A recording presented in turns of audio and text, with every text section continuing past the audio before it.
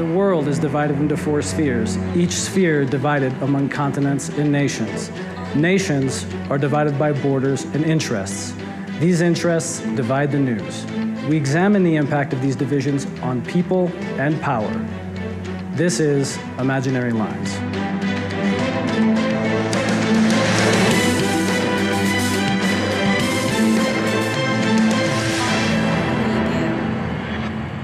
Welcome to the program. I'm your host, Chris Spanos.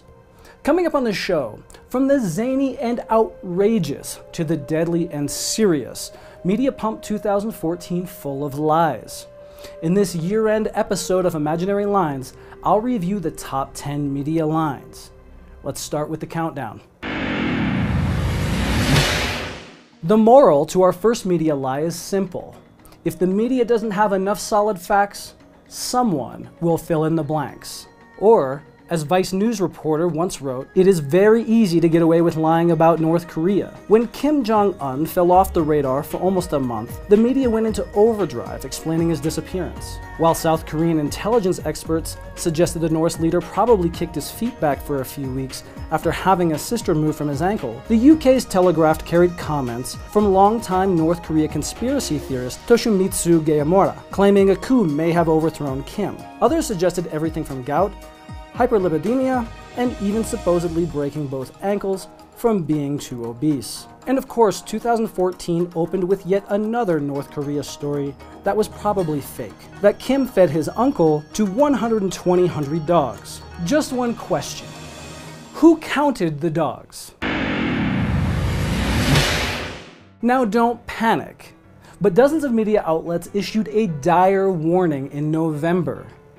The world is running out of chocolate. So I'm sure you're thinking this is the perfect time to panic. Why not panic? Well, to start with, the story isn't quite true. The tale itself stemmed from industry leader warnings that global demand for chocolate is outstripping cocoa production. But this doesn't mean we're running out. Instead, it means expect chocolate prices to rise. Companies are also expected to experiment with adding more sugar and less cocoa to chocolate bars. Okay, so that's not great news, but it's also not the chocolate lover's doomsday. Now for something edgier, Australia's terror sword. On September 18th, Australia staged what was touted by police as the single biggest counter-terrorism operation in the country's history. The operation was in response to a supposed plot by the Islamic State group to decapitate people in Sydney. During the operation, Australian media carried images of counter-terrorism police carrying a sword adorned with Arabic script from a Sydney home, and the Daily Mail ran with the headline, "Was this the lethal sword terror cell planned to use to behead an innocent victim on a Sydney street?" Turns out no, it wasn't, because the sword was a Shiite household ornament made of plastic. I should point out that the Islamic State group is a Sunni extremist group, and that Sunni extremist groups don't tend to own Shiite household ornaments. So, China isn't exactly known for its fresh air. But back in January, the Daily Mail, Time, and other media outlets reported that the smog in China had become so bad that the government had set up screens to project virtual sunrises. Apparently, Beijing's smog had grown so bad, people needed a little reminder of what the sun actually looked like. Sound unreal? Well, that's because it is. The televised sunrises were real enough, but they were part of a tourism campaign and had nothing to do with the smog. The point is, if the story sounds crazy, it probably is. And now to shine some light elsewhere, Venezuela. Early this year, the country was shaken by what was widely described in the Western media as peaceful protests against the government of Nicolas Maduro, and that Maduro's government violently shut them down. The so-called protesters claimed to be demonstrating against high rates of violent crime, and this was mostly accepted in the media. What was less reported was the fact that many of these peaceful protesters were armed with weapons, ranging from knives and Molotovs to rifles and homemade bazookas. Most of those peaceful demonstrations, including torching government buildings, attacking perceived leftists, and erecting street barricades. At the time, misinformation was spread on social media by websites like Caracas Chronicles, which warned on February 20th that a tropical pogrom had taken place the night before with mass executions of opposition protesters. Turns out, Caracas Chronicles simply made up the story. But one sick woman did die en route to the hospital when an armed opposition group blocking a road refused to let the ambulance pass. For our next big media lie, we turn to the Middle East. Once again in 2014, the US government was beating the drums of war, and the mainstream media were used like drumsticks. A survey conducted by media watchdog FAIR on a collection of some of the US's most watched news shows in September found less than 3% of guests opposed war. As FAIR put it, at the critical moments leading up to US military action, mainstream media presented no debate at all. Also in the Middle East, our next big media lie, Gaza terror tunnels, which garnered widespread media attention. CNN aired a report in July where one of its journalists was given a tour of a tunnel by the Israeli military. Viewers were told how Hamas used its secret tunnels to try and kill, kidnap, and generally terrorize Israelis. Problem is, there are no recorded cases of Palestinian militants actually using tunnels to kill civilians, though they were used to ambush Israeli troops on a handful of occasions. The biggest issue here is what's left unsaid by CNN and others. Israeli claims were left unquestioned, with no responses from independent sources, let alone Hamas.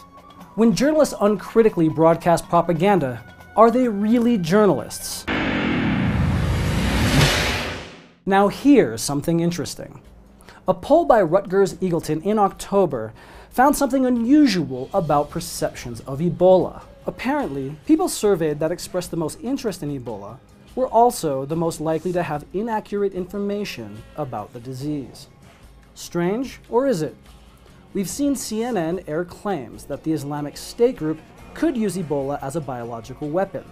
Steve Doocy at Fox implied that the US Centers for Disease Control and Prevention might be lying about how dangerous the disease is. Newsweek suggested African immigrants could spark a US epidemic with smuggled bushmeat. And that's not even delving into the wild world of conspiracy theories. If you want to plunge into the truly weird, start with naturalnews.com, which spreads lies like Ebola being airborne, being completely out of control in the US, and that silver could ward off the disease, as if Ebola were some kind of vampire. Some right-wing websites has even gone as far as claiming the disease is a government conspiracy. Of course, the only conspiracy here seems to be the concentrated effort to focus on Western fears, while ignoring the fact that the spread of Ebola is largely the product of poverty and poor healthcare systems in West Africa. Taking the number 2 spot in this year's media countdown is the mainstream media's coverage of Ferguson. There's plenty of shonky reporting we don't have time to cover in detail, from CBS reporting on seemingly non-existent pipe bomb-wielding Black Panthers, to ABC reporting Darren Wilson was seriously injured in the face by Michael Brown. But once again, Fox News takes the cake. On the night Wilson was acquitted, Sean Hannity couldn't help but claim Obama was the one who lost out in Ferguson. Not Michael Brown, not his family, not the people of Ferguson, but Obama for supposedly backing the wrong horse. Meanwhile, Megyn Kelly blamed Michael Brown for his own death. She asked, "Where is the responsibility for what Michael Brown did?" Good question, Megyn. When will Michael Brown face justice? When will all victims of police brutality face justice? And finally, Treasure Island author Robert Louis Stevenson once wrote, "The cruelest lies are often told in silence." Nowhere is this more true than the mainstream media's coverage of the secretive and highly controversial Trans-Pacific Partnership Agreement, or TPP. When negotiations are finalized, the TPP will be the biggest trade deal in history, covering 12 Pacific Rim countries, including the United States. Proponents say the TPP will benefit international trade, but critics say the deal is a power grab by big business. Millions of people around the world have protested the deal, which critics say will censor the internet. Sounds like big news, right? Well, the mainstream media doesn't agree. At the start of this year, a study conducted by Media Matters found the TPP almost never appeared on US network evening news shows, while the only cable news channel to provide regular coverage of the controversial deal was MSNBC. Since then, it hasn't gotten much better. Media watchdog fair.org has launched a petition demanding news networks start covering the secretive deal. Problem is, the parent companies of some of the biggest news networks are likely to benefit from the TPP's harsh copyright and anti-piracy laws, and it's in their best interest to keep the TPP away from public eyes. It's profits and power over people, pure and simple.